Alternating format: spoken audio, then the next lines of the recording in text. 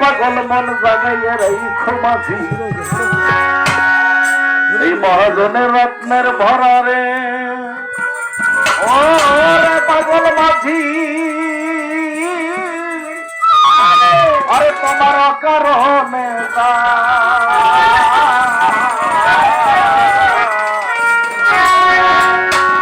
আরে নিকাশ কালে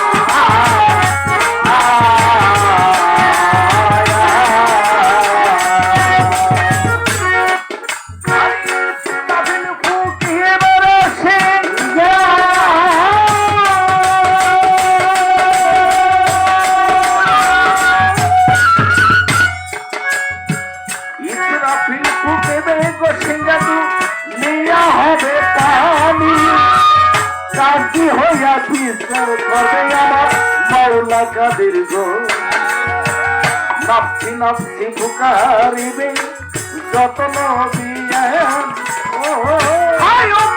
বই লাগো কাঁদবে দিলে রাখলো যদি সেদিন তাই রেখাছে করিয়া দাও মৌলা তুমি কারবালাই হুসেনের গোদাবি আমি দিলাম রে ছাড়ি বাবার হই মত করাইবার লাগে কারবালাই হুসেনের গোদাবি আমি দিলাম রে ছাড়িয়া বাবার ওই মত গয়া দি করাইবার লাগিয়া তাতে যদি না হইরে গুণে বাবার কিছু ভাবি আরে দাবি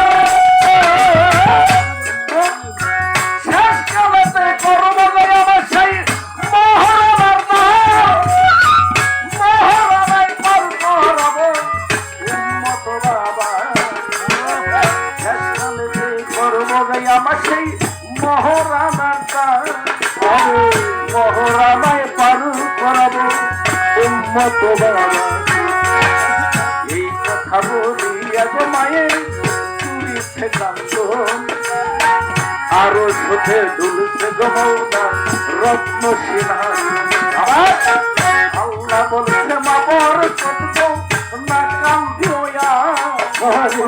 বাবার উম্মতে জন্ম হবে তারে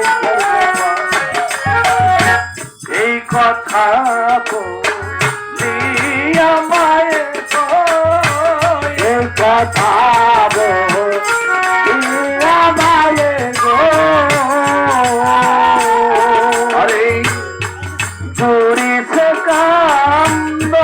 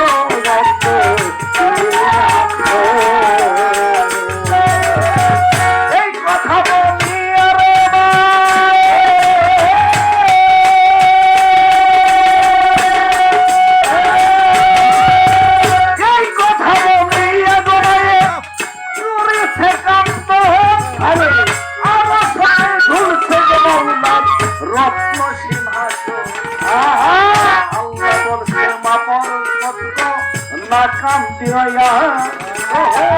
বাবার উম্মতে জন্ম হবে আমি তারই করবো এই কথা আল্লাহ বলছে মা পর না কান্দিও তোমার বাবার উম্মতে জন্ম হবে তারই করবো আমরা সবসময় রাসূল রাসূল রাসূল আমাদের স্বীকার করলো না করলো এটা আসলে আমরা জানি কোনটা আমাদের ক্ষুধা লেগেছে ভাত খেতে হবে প্রসাদ পায়খানা আসলে প্রসাদ পায়খানা করতে হবে কিন্তু আমরা সারাটা জীবন রাসূল রাসূল বললাম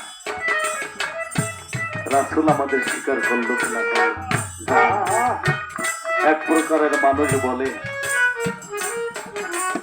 এইটা করলে ওইটা করলে অনেক কিছু কিন্তু একটা বিষয় আমার নবীজির জন্য একমাত্র একজন ব্যক্তি দুইটা দন্ত শহীদ করেছিল তার নামাজ মুসা নবী আল্লাহর দরবারে তোর পাহাড়ে প্রতিদিন আল্লাহর সাথে কথা বলতো ওই পথের মধ্যে একজন মায়ের সাথে দেখা মুসা নবীকে ডেকে বলছিল মুসা তুমি তো প্রতিদিন আল্লাহর সাথে কথা বলো আমার গর্ভে কোনো সন্তান আদি আছে কিনা তোমার আল্লাহর কাছে জিজ্ঞাসা করো আমার অনেকদিন বিয়ে শাদী হয়েছে কিন্তু আমার কোনো ছেলে সন্তান হয় না এবার যদি আমার কোনো ছেলে সন্তান না হয় তাহলে আমার স্বামী আমাকে আর রাখবে না মুসা তোর পাহাড়ে যাইয়া ওদিন অন্য কোনো কথা না বলে মাওলার কাছে জিজ্ঞাসা করতো ও মাওলা প্রতিমধ্যে আমার মায়ের সাথে যে দেখা হয়েছে আমার এই মায়ের কোনো সন্তান আদি হবে কিনা তুমি এই কথাটা আমাকে বলো আল্লাহ মুসা নবীকে বললো মুসা রে আমার দপ্তরে তোমার মায়ের কোনো সন্তান আদি লেখা নেই মুসা নবী মক্কা মনটা খারাপ করে ওই রাস্তা দিয়ে যখন হেঁটে চলেছিল ওই মা তখন ওই প্রতিমধ্যে অপেক্ষা করতেছিল মুসা কখন আল্লাহর থেকে সংবাদ নিয়ে এই পথ দিয়ে যায় তখন মুসার সাথে আবার দেখা হলো মুসাকে জিজ্ঞেস করলো মুসা তোমার আল্লাহ কি বলেছে? মুসা দুই চোখের পানি ছেড়ে বলল যে মা, আল্লাহর দপ্তরে তোমার কোনো সন্তানাদি লেখা নাই। ওই মা কাঁদতে কাঁদতে বাড়িতে গেল। একজন পাগল এসে বলল, মা মাগো, আমার খুব খিদে লেগেছে, তুমি যদি আমাকে একটা রুটি খাওয়াই দিই তাহলে তোকে একটা সন্তান দিতাম। ওই মা দুই চোখের পানি ছেড়ে বলে, মুসা নবীর আল্লাহ আমাকে সন্তান দিতে পারলো না, আর পাগল দিব? কিন্তু আর কিছু হোক আর না হোক, আমি তো কোনোদিন সন্তানের মা হতে পারবো না। পাগল তো আমাকে মা বলে ডেকেছে, পাগলের খিদে লেগেছে, এই জন্য আমাকে মা বলে ডেকেছে। আমি তো কোনোদিন মা হতে পারবো না, তো আমি তো মা ডাক শুনেছি, যাক আমি পাগলকে একটা রুটি বানাই। ওই মা ঘরের থেকে কিছু আটা বের করে রুটি বানাইয়া পাগলের হাতে একটা রুটি দিচ্ছে। পাগল খেয়ে বলতেছে, ও মা, তুই যদি আমাকে আর একটা রুটি দিতি তাহলে তোকে আর একটা সন্তান আমি দিতাম। পাগল দুইটা রুটি খেয়েছে, পাগলের পেট ভরেনি। আবার বলেছে, ও মা, তুই যদি আর একটা রুটি আমাকে খাওয়াইতি তাহলে তোকে আর একটা সন্তান আমি দিতাম। এক এক করে পাগল তিনটি রুটি খাইয়া যাওয়ার সময় আল্লাহর দরবারে বলল, ও মালিক, আমার মায়েরে তুই তিনটে সন্তান দিবি। আল্লাহকে যে ভালোবাসে তখন তুই মই করে সে বলে, আল্লাহকে বলে চলে গেল। বছর ঘুরতেই মার কোলে একটা সন্তান এসেছে। আর একটা বছর গড়িয়ে যখন এসেছে, মা আর একটা সন্তানের মা হয়েছে। আর একটা বছর গড়িয়ে যখন পড়েছে তখন আর একটা সন্তানের মা হয়েছে। এমনি ভাবে তিনটে সন্তানের মা হয়েছে। একদিন মাঠের মধ্যে ওই মায়ের তিনটি সন্তান নিয়ে খেলা করতেছিল। মুসা নবী ওই পথ দিয়ে যাইতেছিল, মা তখন দৌড়ে যাই বলতেছিল, মুসা, আল্লাহ কয়জন? মুসা বলল, কেন মা, আল্লাহ তো একজন। বলে, না, তুমি বললা তোমার আল্লাহ তো আমাকে সন্তান দিতে পারলো না, কিন্তু আমার পাগলের আল্লাহ আমাকে তিনটে সন্তান দিয়েছে। মুসা অনেক রাগ হয়েছে, তোর পাহাড়ে যেয়ে বলতেছে, আল্লাহ তুমি আমাকে এমন বেজ্জতিটা তুমি করলা মায়ের কাছে। তুমি তখন বললা তোমার দপ্তরে ওই মায়ের কোনো ছেলে সন্তান নাই, তারপরে তুমি তিনটে সন্তান দিলে, আমি একজন নবী, তুমি আমাকে এত বড় বেজ্জতিটা করলা। আল্লাহ বলল, মুসা, তোমার এই কথার উত্তর আমি দেব একটু পরে। আমি যে মানুষের মাংস খাবো, তুমি আমাকে মানুষের মাংস নেই খাওয়া। মুসা তখন একটা খালোই আর চাক্কু নিয়ে লোকজনের কাছে বলতেছিল, আমার আল্লাহ মাংস খেতে চাইছে, তোমরা কি একটু দিবে? মুসার লোকজন যে যা হাতে পাইছে তাই নিয়ে মুসাকে দৌড়ানি দিতেন। মুসা আগে বলেছিল আল্লাহ খায় না, আল্লাহ ঘুমায় না, আল্লাহর কোনো ছেলে সন্তান নাই। এখন আবার মুসার আল্লাহ খাইতে চায়। মুসা তো তাহলে এক মুখে দুই কথা বলতেছে। মুসাকে পাগল ভেবে গ্রামের লোকজন ওনাকে দাওয়াইতেছে। মুসা নবী পাগল হয়ে ঘুরতে ঘুরতে মায়ের খাইছে, শরীরের মধ্যে ধুলো কাদা সবকিছু নিয়ে যখন সন্ধ্যা ঘনিয়ে আসতেছিল, তখন ওই প্রতিপক্ষে পাগলের সাথে দেখা। পাগল বলতেছিল, মামু, তোমার মনটা বুঝি খারাপ, কি হয়েছে? মুসা বললো, পাগল রে, তুই আমার ব্যথা বুঝবি না। আমি যে সারাটা দিন পাগল হয়ে দেওয়ানা হয়ে ঘুরতেছিলাম, তুই তো পাগল মানুষ, তুই আমার ব্যথা কি আর বুঝবি? ওই পাগল বলল, মামু, তুমি আমার কাছে কও তোমার কি সমস্যা। তখন মুসা নবী দুই চোখের পানি ছেড়ে বলল, পাগল রে, আল্লাহ মানুষের মাংস খেতে চেয়েছিল, কেউ তাকে দেয়নি। আমি কারো কাছে মাংস পাইলাম না, আমি যখন খালি হাতে আল্লাহর দরবারে ফিরে যেতেছি। পাগল কইল, মামুরে, অমসা, তোমার চাকুটা আমার কাছে একটু দাও। পাগলের চাক্কু হাতে নিয়ে সর্ব অঙ্গের মাংস কেটে মোছা নদীর খালের মধ্যে ভরে দিয়ে আর পাগল দুই চোখের পানি ছেড়ে বলতেছিল, অমোছা, আমি আমার বন্ধুকে ভালোবেসে আমার গায়ের মধ্যে কোন মাংস নাই, আমার শরীরের মধ্যে যা আছে আমি আমার মাংসকে কেটে দিয়েছি। একটা চোখ, দুইটা চক্ষু, একটা চক্ষু উঠাই দিয়েছে আর বলতেছিল, অমোছা, আমি একটা চক্ষু রেখেছি আমার মাওলার রূপ দেখার জন্য। মোছা নিয়ে যখন যাইতেছিল, একটু দূরে যখন গেছে, তখন পাগলে আবার ডাক দিচ্ছে, অমোছা, আর একবার আমার কাছে আসো। মোছা বলল, কি হয়েছে পাগল? পাগলে তখন চাক্কুটা হাতে নিয়ে পাগলের কলিজাটা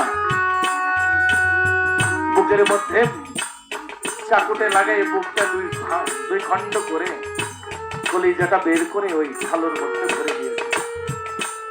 আল্লাহর দরবারে মোছা নবী চলে গেছে। আল্লাহর দরবারে যখন মাংস নিয়ে চলে গেল, আল্লাহ বলল, অমোছা, তুমি সারাটা দিন মানুষের মাংস চাইলা, কেউ মাংস দিল না।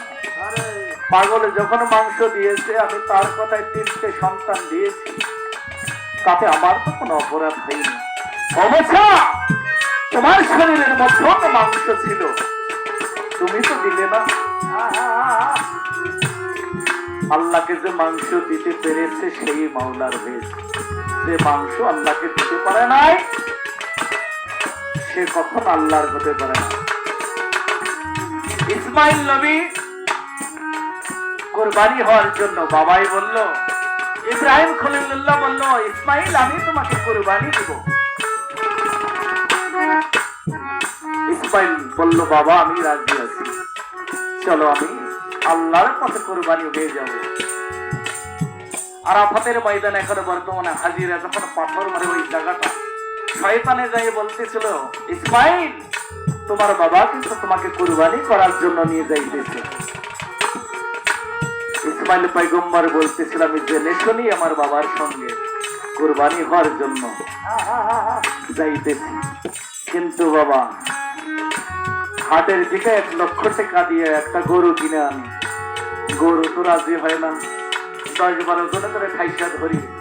ওই গরু তো আল্লাহর রাস্তায় কুরবানি হওয়ার কথা, তাহলে গরু তো গলা আগাই দেওয়ার কথা ছিল, তাকে 4-5 জন 10 জন ঠাইসা কেন ধরে? আল্লাহ রাস্তায় কুরবানি হওয়া কঠিন ব্যাপার, তাই বলেছি। আরে বাবা, পারে যাও যদি মন বাঁধো পারের ভেলা, পারে যাও যদি মন বাঁধো পারের ভেলা, পিছে পিছে সায়ে দেখো তুমি আয়ো বেলা, আরে পিছে পিছে সায়া দেখো তুমি আয়ো বেলা। বাবা, পারে যাও যদি মন, আরে বাবা, পারে যাও যদি মন বাঁধো পারের ভেলা, পারে যাও বাঁধো পারের ভেলা, পিছে পিছে সায়ে দেখো তুমি আয়ো বেলা, আরে পিছে পিছে সায়া দেখো তুমি আয়ো বেলা। গুরু ধরো গুরু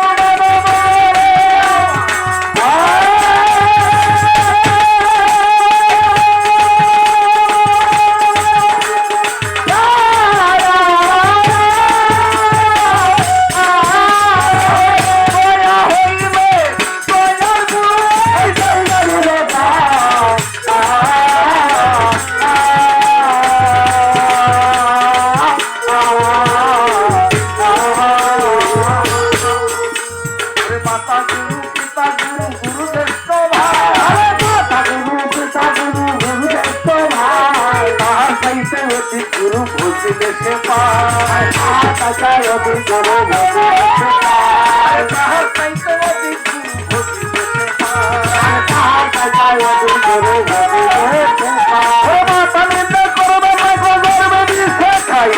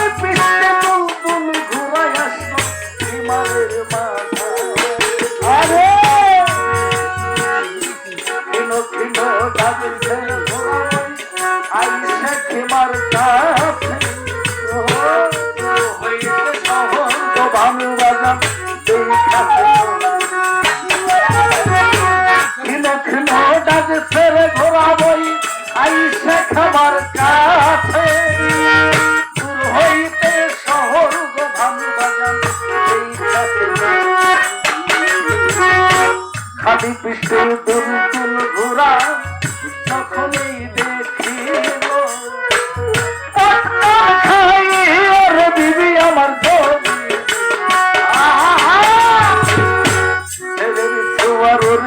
ঘোরা তুই সংকেত ঢালিয়া একলাই আইসা বুঝি তোমার ছোয়ার ঘোরা তুই সংকেত ঢালিয়া একলাই আইসা বুঝি তোমার এই কথা শুনিয়া গো ঘোড়ায় ঘুরছে কান্দ আরে আর সেইটা ঘুরছে গো মাওলার রক্ত ঘোড়াই বলছে গো হে আল্লাহ পাক পরমা জবান যদি দিতা গো মাওলা তুমি এই দুনিয়ার পর জবান যদি দিতা গো মাওলা তুমি এই দুনিয়ার পরে ওই নাম কিছু মনের ব্যথা আমি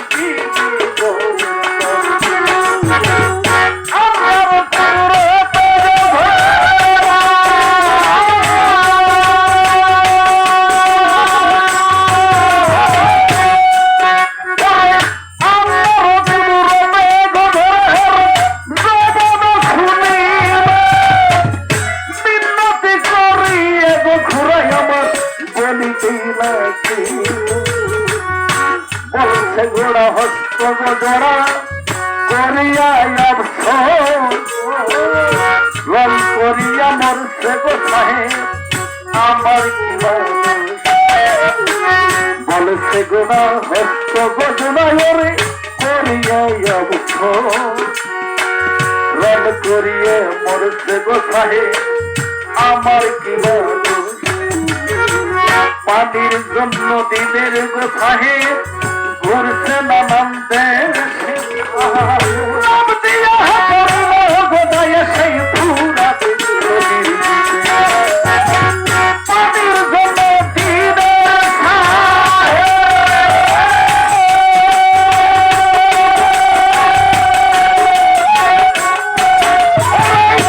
পানির জন্য দিনের গো সাহেব ঘুরছে নানান দেশে লাভ দিয়া পড়িল গো যায় সেই পুরাত নদীর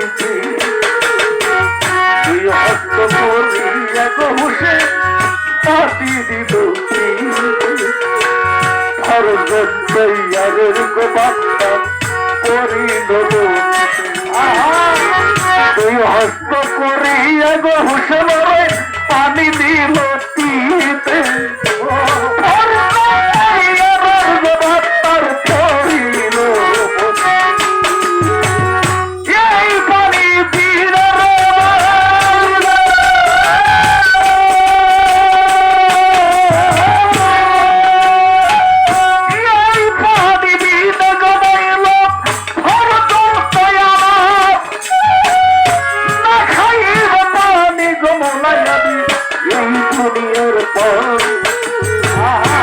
এই দুনিয়ায় যত দিন আমি বাঁচিয়া রহিব ততদিনের মধ্যের মলায়ার পানি নহে খাব এই দুনিয়ায় যত দিন আমি বাঁচিয়া রহিব ততদিনের মধ্যের ইয়াদিয়ার পানি নহে খাব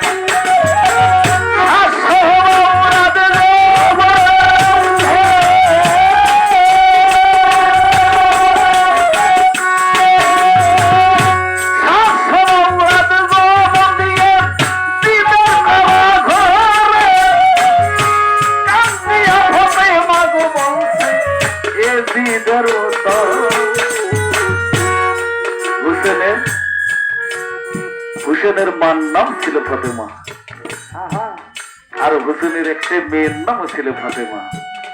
সেই ফাতেমা শোনো শোনো ওরে আমি পাই হইরে জানাই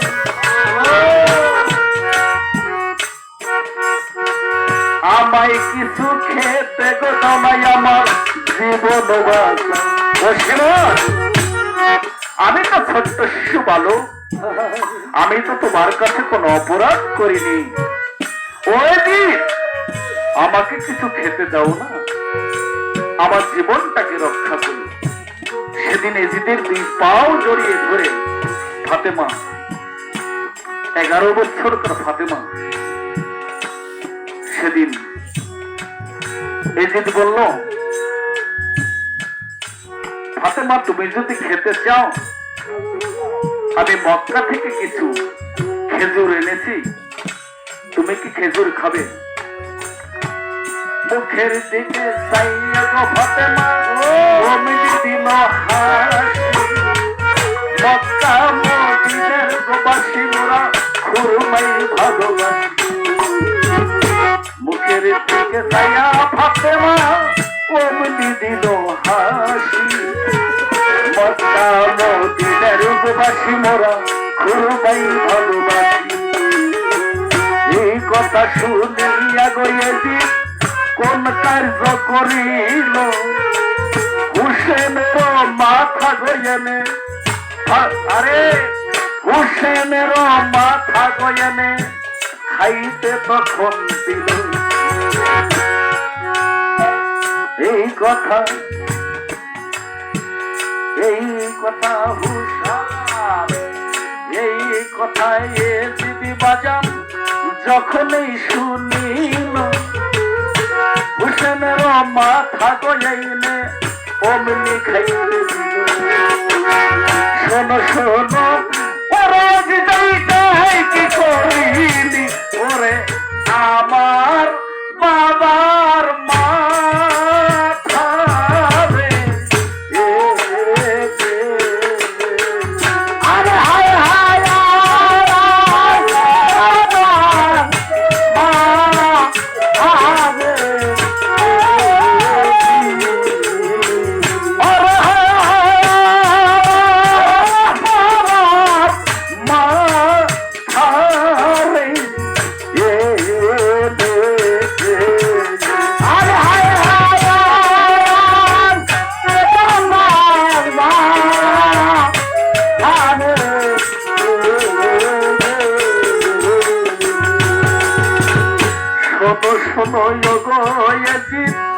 এইটা কি করিলি আমার বাবার মাথা গইয়ে দে আমায় খেতে দিলি।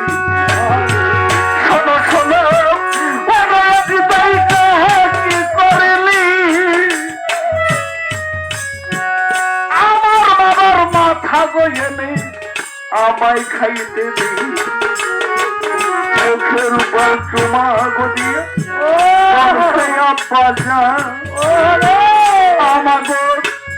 আমাদেরকে ফেলে গেল রাখিয়ে নিবে, মুখের মধ্যে চুমা গো খাইয়া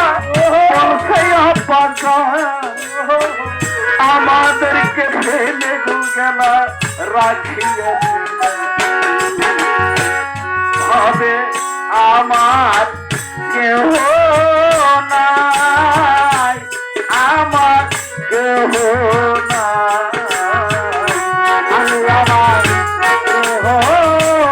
নাই, আমার কেহ নাই, আমার কেহ নাই, আমার কেহ নাই।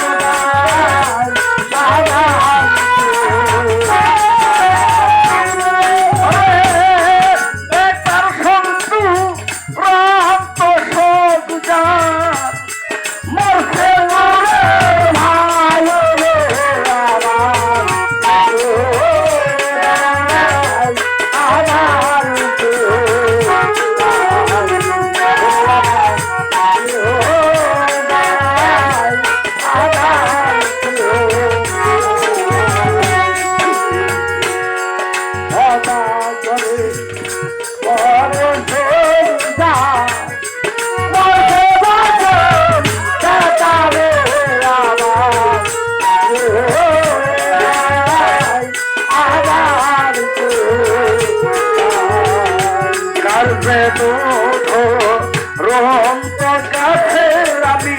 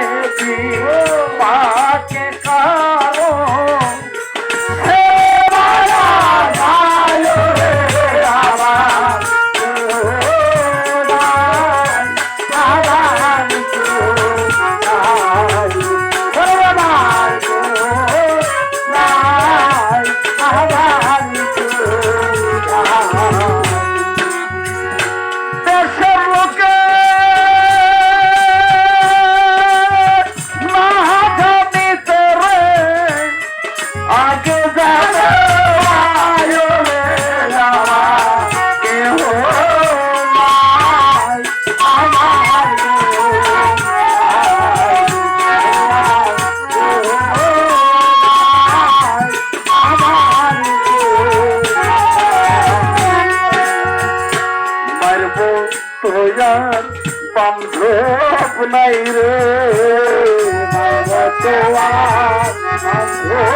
নাই রে আমি মা বলে ডাকব কারে মার মতন আর বান্ধব নাই রে মা বলিয়া ডাকব কারে মার মতন আর বান্ধব নাই পাকে কারো যদি ছেলেই মারা যায় দেশের লোকে না জানিতে আমার আগে জানে মার মতন বড়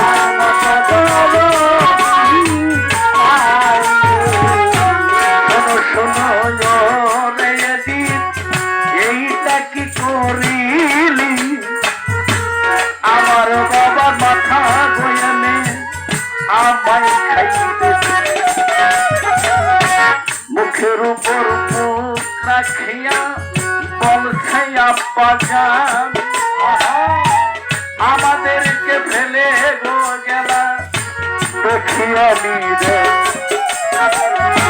মুখের উপর চুমা গো খাইয়া বলছে আব্বা জান আমাদেরকে ফেলে গো গেলা দেখি আমি জান